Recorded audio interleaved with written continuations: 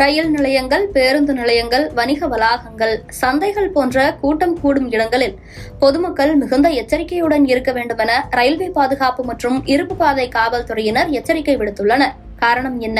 விரிவாக பார்க்கலாம்.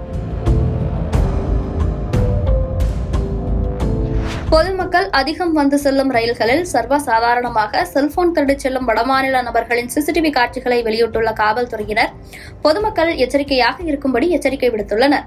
இந்த சிசிடிவி காட்சிகளில் இருப்பது தொழில்முறை திருட்டுகளில் ஈடுபடும் நமோனியா கும்பல் எனவும் அவர்களிடம் மிகுந்த எச்சரிக்கையோடு இருக்கவும் காவல்துறையினர் இந்த வீடியோவை வெளியிட்டுள்ளனர்.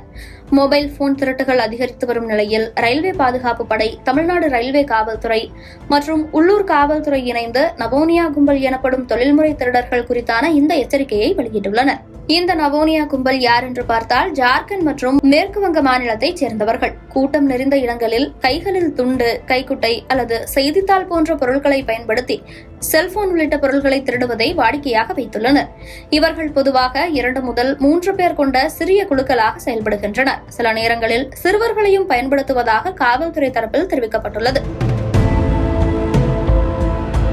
நமோனியா கும்பல் மிக நுணுக்கமாக திட்டமிட்டு செயல்படுவதால் இவர்களை கண்டறிதலும் கண்காணிப்பதும் மிகவும் கடினம் என காவல்துறை தரப்பில் தெரிவித்துள்ளனர்.